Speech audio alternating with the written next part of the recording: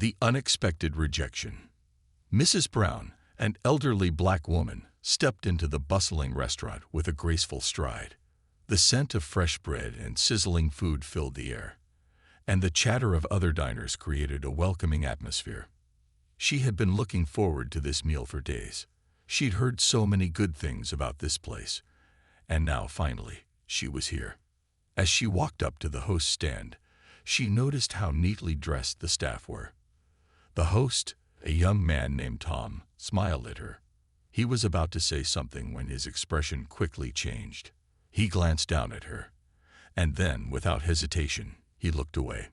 "Good evening," Mrs. Brown said politely, trying to catch his attention. "I have a reservation under the name Brown." Tom hesitated for a moment, his eyes scanning the room. "I'm sorry, Mom," he said, his voice stiff. "We don't have a reservation under that name." "Are you sure you made one?" Mrs. Brown, a little surprised, pulled out her phone and opened the email. "It should be under Brown. I made it 2 days ago." Tom took a glance at the screen but still didn't seem convinced. "I'm afraid I can't seat you, ma'am. There's nothing available right now." His tone had an edge to it, as if he wasn't interested in helping.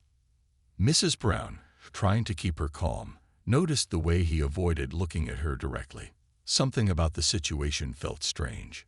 She had been to many restaurants in her life, and never before had she encountered such coldness. "Perhaps I can sit at the bar until a table becomes available," she suggested kindly. She was trying to be patient, not wanting to cause a scene. But Tom just shook his head. "No, ma'am," he said, his words sharp now. "We don't serve people like you here." Mrs. Brown's face dropped. Her mind raced as she tried to make sense of his words. She had been to many places, and never had she faced such outright discrimination. She tried to speak, but her throat seemed to close up. She had been prepared for a simple dinner, not for this cruelty. "Excuse me," she said quietly, her voice trembling. "What did you just say?" Tom didn't even look at her as he spoke again, this time his voice colder, more dismissive. "You heard me. We don't serve your kind here." The words stung, and for a moment, Mrs. Brown stood frozen, feeling the weight of his hostility. The other customers in the restaurant barely seemed to notice the exchange, too focused on their own meals. But to Mrs. Brown, the world seemed to stop. She couldn't believe what she was hearing. The hurt and anger boiled inside her, but she didn't show it. She just nodded slowly. "Well, I suppose I'll have to leave then," Mrs. Brown said, her voice calm despite the storm of emotions inside her. She turned and walked away from the host stand, her heart heavy with disbelief. As she made her way toward the door, she could hear Tom laughing behind her. She didn't turn around. The laughter felt like a slap in the face, and for a moment, she was consumed by the injustice of it all. Outside, the cool air hit her face, and she took a deep breath. Mrs. Brown had faced her share of hardships in life, but nothing like this. She was used to the subtle stares, the whispered comments, but this was different. This wasn't just prejudice. It was outright rejection. She had never been so humiliated in her life. She walked down the street, her steps slow, as she pulled out her phone. Her fingers shook as she dialed her son, Marcus. She needed him to know what had just happened. As the phone rang, she looked around, trying to calm herself.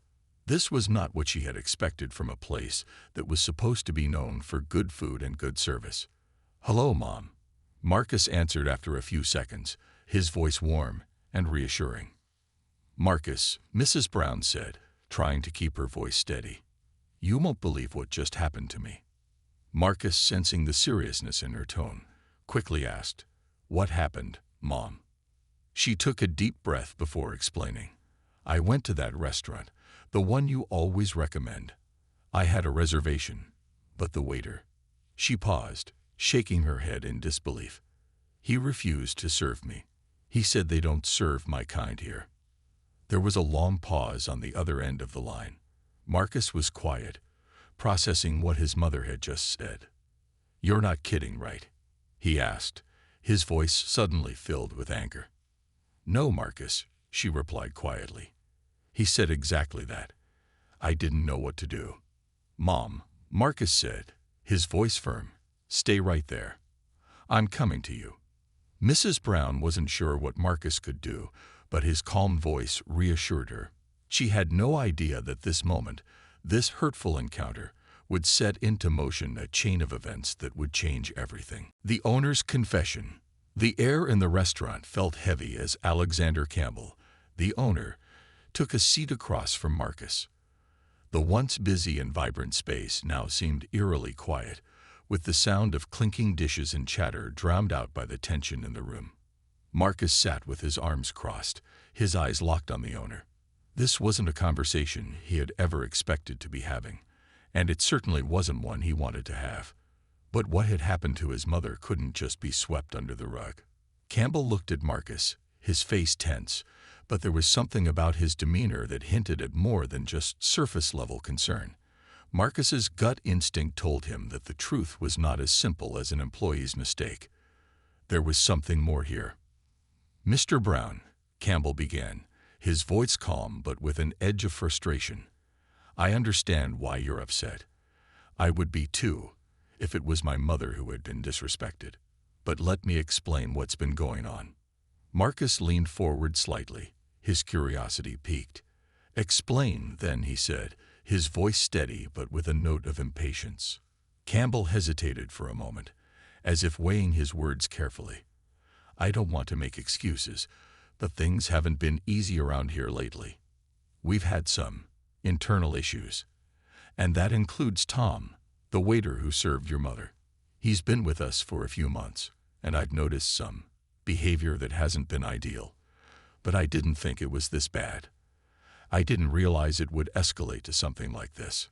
Marcus narrowed his eyes. "Internal issues. Are you telling me that this was just one employee acting alone?" Campbell shifted in his seat, clearly uncomfortable with the direction the conversation was taking. "It's complicated," he said. "I don't know exactly what Tom said to your mother, but I can tell you that there have been complaints about his attitude before. It's not just with her, but there's a bigger issue at play here, something that goes beyond just one waiter." Marcus felt a rush of frustration. "You're telling me that my mother wasn't the only one. How many others have been treated like this? And why didn't you do something about it sooner?" Campbell sighed, rubbing his temples. "It's not an easy thing to admit, but there's a culture of tolerance around here that has been allowed to grow. It wasn't overt racism. At least, not always. But there have been instances of staff not treating certain guests with the respect they deserve. I failed to see the signs until now." The silence between them grew thick. Marcus's heart pounded in his chest as he absorbed Campbell's words. It wasn't just one employee, or even one incident. This was something that had been allowed to fester, unnoticed, until it came crashing down on his mother. "I can't believe this," Marcus muttered under his breath, his fists tightening. "You allowed this to happen under your roof, and now you expect me to just let it slide." Campbell looked genuinely remorseful. "No, Mr. Brown, I don't expect that. I know I've failed as a business owner, and I'm deeply sorry. But I'm committed to making it right. I want to fix this, and I'll do whatever it takes. Starting with Tom." Marcus could feel the anger boiling inside him, but he tried to keep his voice steady. "I'm not here for apologies. I'm here for justice. I want to know what you're going to do about this, and I want to know what steps you're going to take to make sure no one else is ever treated like this again." Campbell nodded. "I understand, and I agree. I've already started reaching out to diversity consultants and trainers. We will have mandatory training for all employees, and I'll be conducting one-on-one interviews with each member of the staff to ensure this type of behavior is eradicated. As for Tom, I'll be suspending him for now while I conduct a full review of his actions." Marcus wasn't sure if Campbell's words would be enough to erase the anger and frustration he felt. It was hard to believe that the restaurant owner, who should have been overseeing the operations, hadn't seen the warning signs sooner. How many others had been treated poorly and never spoke up? "Suspending him is a start," Marcus said, his voice cold. But you need to do more. This isn't just about one incident. This is about creating a culture of respect in this place. You have a responsibility to your customers, and it's clear that responsibility was neglected. Campbell nodded again, his face a mixture of regret and resolve. You're right. I will take full responsibility for this, and I'll make sure the necessary changes are made. I'll reach out to your family directly once we've made the adjustments. Marcus stood up, feeling the weight of the conversation pressing down on him. I'll be watching. This isn't over. You can't just say the right things and expect it all to go away. He turned to leave, but stopped for a moment, looking back at Campbell. You might want to start by being more honest with your staff. If this kind of behavior is going on, it's because it's been tolerated for too long. Maybe it's time to stop pretending. With those words, Marcus walked out of the restaurant, the heavy door closing behind him with a dull thud. He was far from satisfied, but at least he had forced the issue into the open. Now, it was up to Campbell and the rest of the restaurant staff to prove they were willing to change. The unexpected visitor. The next day, Marcus received an unexpected phone call. It was early in the morning, and the city was still waking up with only a few cars on the road and the air crisp with the chill of early autumn. He rubbed his eyes, still groggy from a restless night spent replaying the conversation with Campbell over and over in his head. He wasn't sure if anything would come of it, but something told him this was far from over. "Hello," Marcus answered, his voice still rough from sleep. "Mr. Brown, it's Jasmine," came the voice on the other end. It was a woman's voice, calm and measured, but there was something in it that caught Marcus's attention. "I need you to come to the restaurant. We have a problem." Jasmine was one of the senior managers at the restaurant, and Marcus had met her a few times before. She was level-headed, always trying to keep things running smoothly, even when the kitchen was under pressure. But the tone in her voice now was different.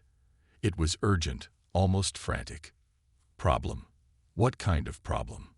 Marcus asked, now fully awake. His heart began to beat a little faster, sensing that something had changed overnight. "It's Tom," Jasmine continued, her words rushed.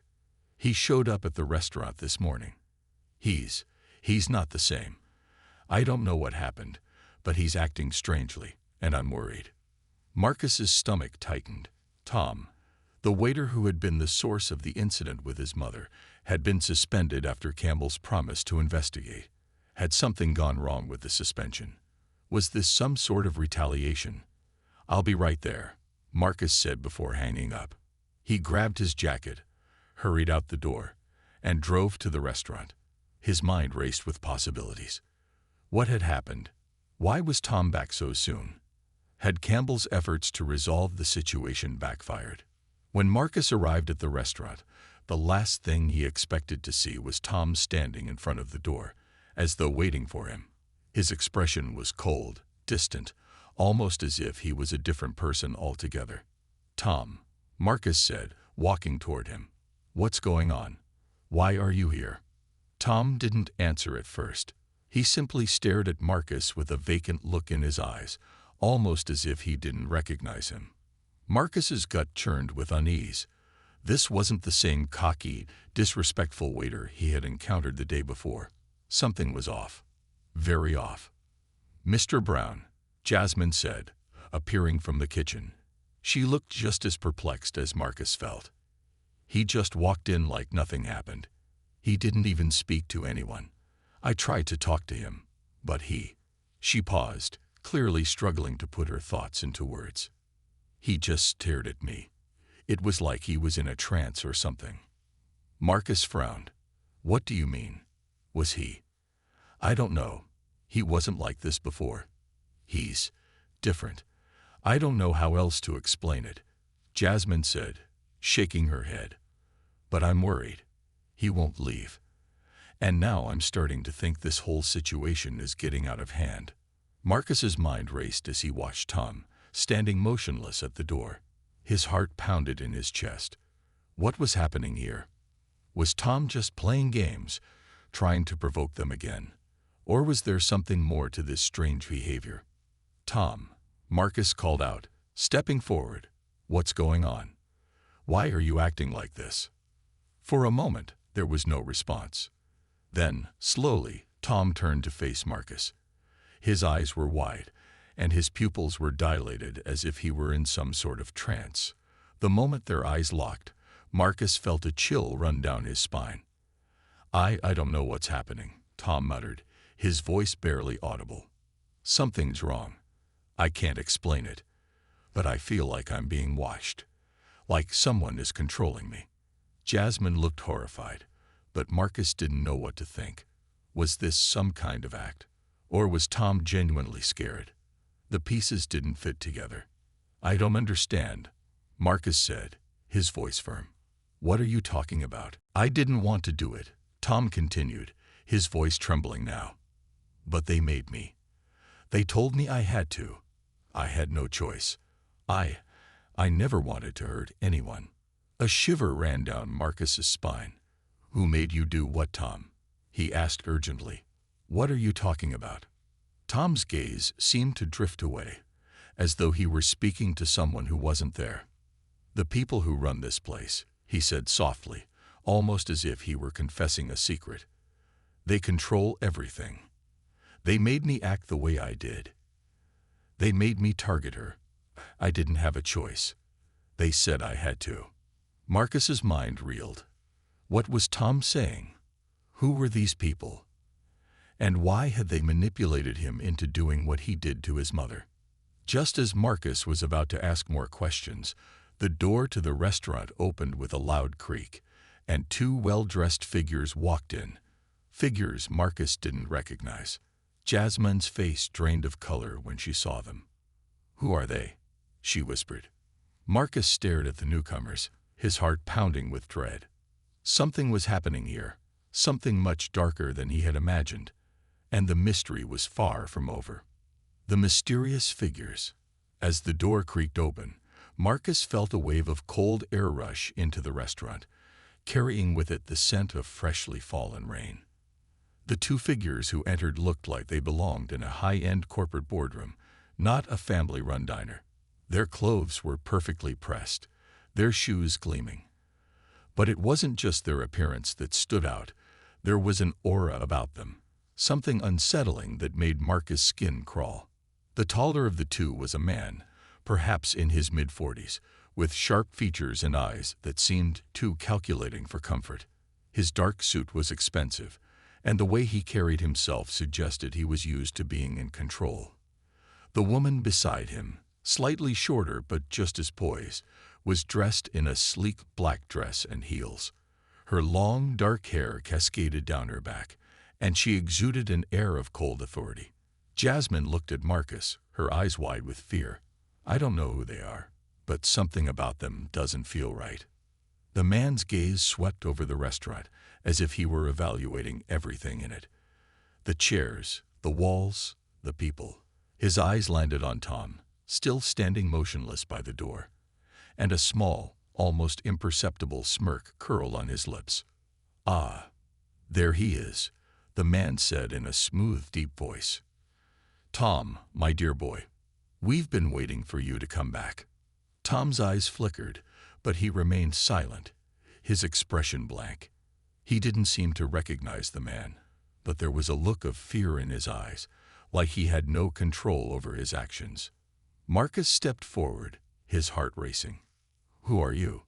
he demanded. "What do you want with Tom? Why are you here?" The man looked at Marcus with a bored expression. "We are investors," he said slowly, as if explaining something to a child. "We've been watching this place for quite some time. It has potential, you see, and we like to make sure things are running smoothly." "Investors," Marcus repeated, his confusion growing. What kind of investors would control people like this? The woman spoke up for the first time, her voice soft, but filled with an icy calm. "It's not about controlling people. It's about ensuring the right people are in the right positions. You see, Marcus, power isn't just about money. It's about influence. And influence is something we know how to handle." Marcus felt a chill as the woman's gaze seemed to pierce through him. She wasn't speaking directly to him, but the way she said his name, it was as if she knew everything about him. Everything. "You're involved in this?" Marcus asked, taking a step back. He looked at Jasmine, who was standing near the counter, her face pale and fearful. "What are they talking about, Jasmine?" Jasmine swallowed hard and took a deep breath. "I don't know, Marcus, but something's wrong. Something is very wrong." The man ignored Marcus's question and walked over to Tom, standing only a few feet away from him. He placed a hand on Tom's shoulder and gave him a reassuring pat. "It's good to have you back, Tom. I know things got a bit out of hand, but you did well. You followed instructions. Now, we'll take it from here." Marcus felt a surge of anger. "No, I don't know what's going on here, but you can't just come in and take over. Tom's been through enough already." The woman's eyes narrowed, and her smile didn't reach her eyes. "You don't understand," she said coolly. "You have no idea what's really at stake here. You think this is about Tom. This is much bigger than that. This is about something far more valuable, something you can't even begin to comprehend." The room grew eerily quiet as the tension thickened.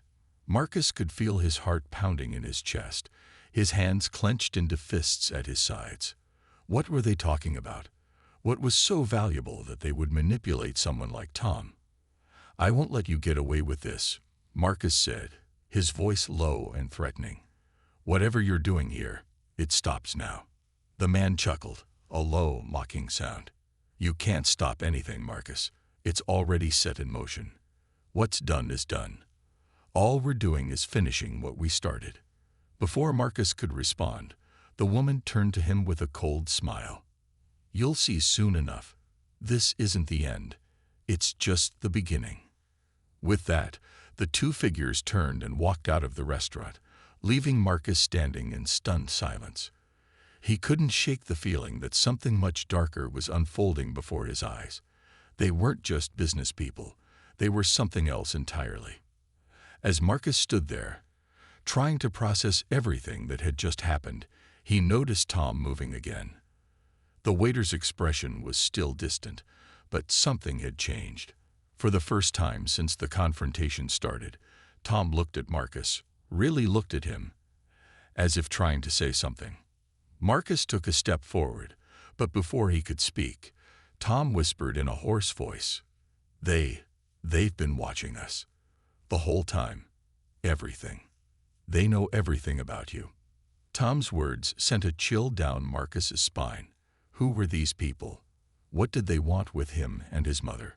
What had they done to Tom? And what did they mean by everything? Before Marcus could ask anything more, the door slammed shut behind the mysterious figures, leaving him with more questions than answers. The unraveling secrets. The night air outside the diner felt cold and heavy, a stark contrast to the heat that had been building inside Marcus's mind. He stood in front of the restaurant, his hands shoved deep into his pockets, his thoughts racing.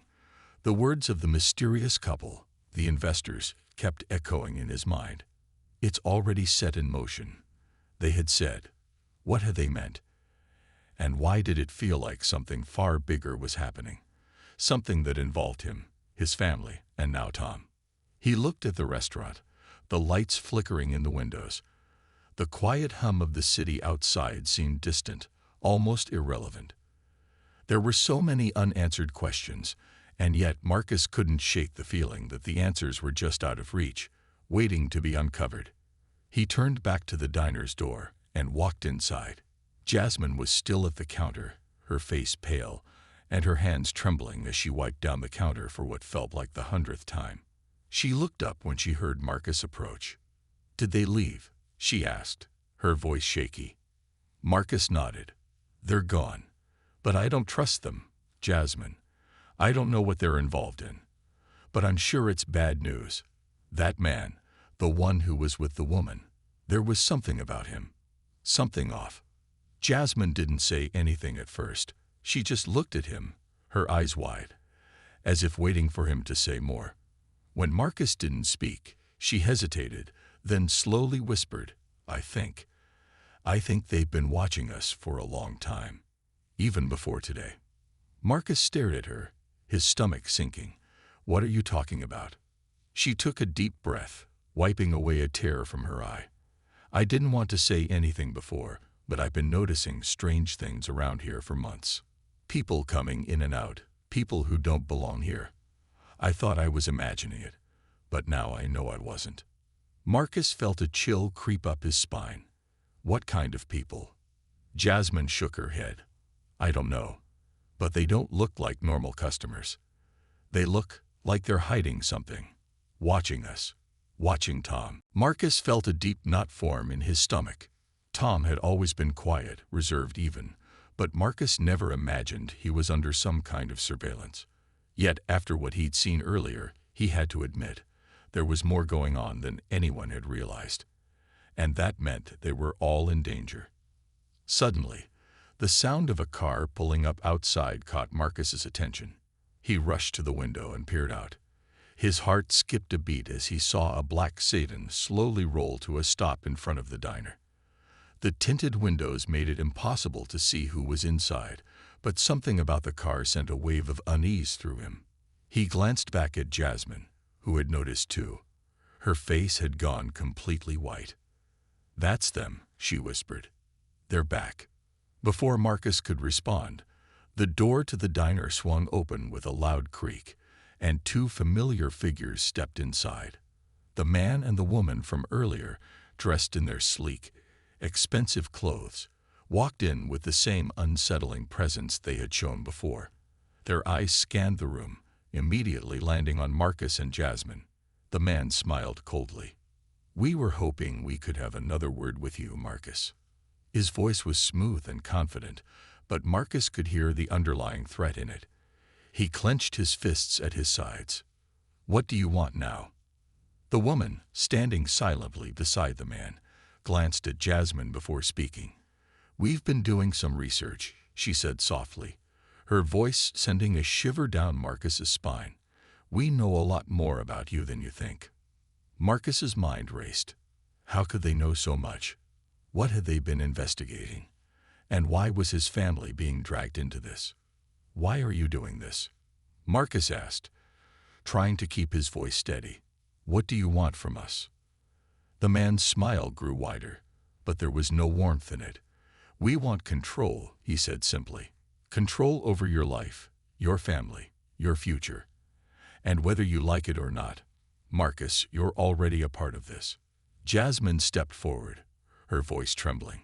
What do you mean? We haven't done anything to you. The woman looked at Jasmine, then back at Marcus. Oh, but you have, she replied, her eyes narrowing. Every action you take has consequences.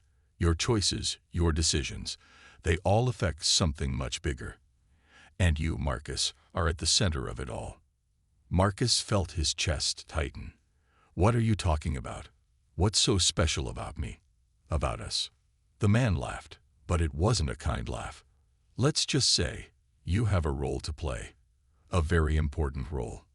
Before Marcus could ask anything else, the woman raised her hand, silencing him. You'll understand soon enough, she said, her voice like ice.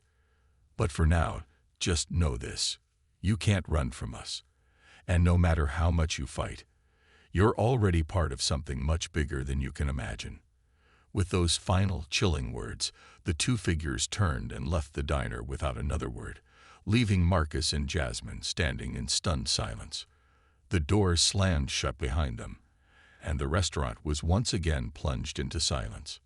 Marcus stood frozen, his thoughts racing. What had they meant? What were they planning? And why did it feel like his entire life had just been turned upside down? The unforeseen betrayal. The silence in the diner was almost suffocating. After the strange couple had left, Marcus couldn't shake the eerie feeling that had settled over him. He stood frozen, staring at the door they had exited through, his mind racing with thoughts he couldn't put together. What did they mean by "you're already part of something much bigger"? And why had they singled him out? Jasmine, still standing near the counter, wiped her hands on a dish towel absent-mindedly. She kept glancing at Marcus, but her expression was distant. She was thinking, just like he was. But what was going on in her mind? "Do you think they'll come back?"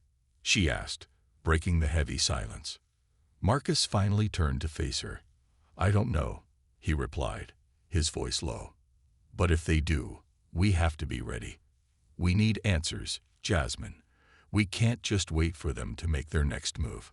Jasmine nodded, but Marcus could see the fear in her eyes. She was scared, and he didn't blame her. There was something sinister about the couple, something that went beyond just wanting to make money or take over the business. They had spoken of control, of Marcus being a part of something bigger, something dangerous. And he didn't know how to stop it. He turned back to the window, looking out at the city streets. The night was quiet, too quiet. His mind kept drifting back to Tom, his father's old friend, the one who had always been like family to them. But even Tom's death hadn't been enough to shake Marcus from the life he had been living. Now it felt like something much bigger was happening, something that had been unfolding for years, and Marcus had only just stumbled into the middle of it. "Do you think my dad knew about this?" Marcus asked out loud. It was more to himself than to Jasmine, but she answered anyway. "I don't know," she said quietly, "but I think your father might have known more than he ever let on. I've seen the way he acted before, always on edge, always watching his back. Maybe he was just trying to protect you." Marcus was about to respond when the sound of a car engine broke the conversation. He looked out the window again. This time, the black sedan was parked just down the street, its headlights off. He could barely make out the figures inside, but it was clear that someone was waiting, watching. "That's them," Jasmine whispered, her eyes wide. Marcus felt a wave of panic wash over him, but he forced himself to stay calm. He knew what they wanted, control. But what did they need from him?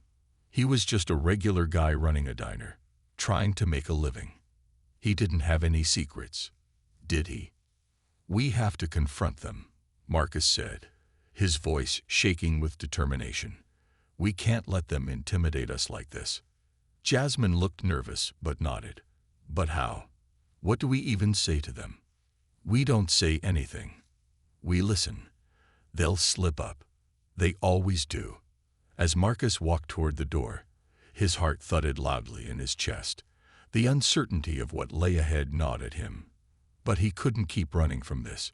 He had to face it, even if he didn't know what it was. The moment he opened the door to step outside, he was met by the cold night air. The black sedan was still there, parked across the street, its engine now silent.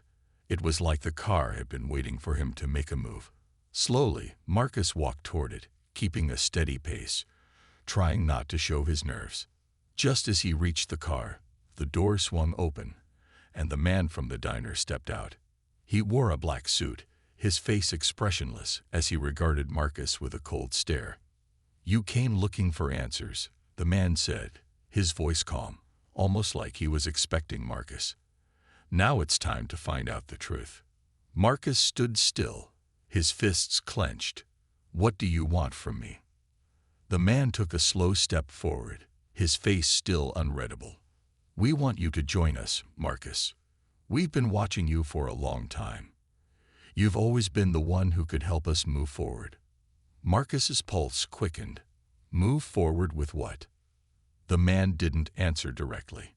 Instead, he reached into his pocket and pulled out an envelope. "Everything you need to know is in here. Your father was part of something much bigger than you ever realized. He tried to protect you from it, but it's too late. Now, you're involved, whether you like it or not." Marcus's heart dropped as the man handed him the envelope. He felt the weight of it in his hands, but his mind was elsewhere. What did this mean for him? His family. Was this why his father had been so secretive? And what would happen if he opened it? The man's voice cut through his thoughts. "You have two choices, Marcus. You can accept the truth and join us, or you can walk away. But walking away won't erase the past, and the people we're dealing with, they don't forget. Not ever." Marcus glanced at the envelope once more, the edges of it sharp and real in his hands. His future was uncertain, but one thing was clear. Whatever he decided, nothing would ever be the same. He turned back to the diner, the weight of the decision heavy on his shoulders. Inside, Jasmine was waiting, her eyes full of worry. As Marcus walked back through the door, he knew he couldn't stay in the dark anymore. He had to open that envelope. He had to find out what his father had been hiding.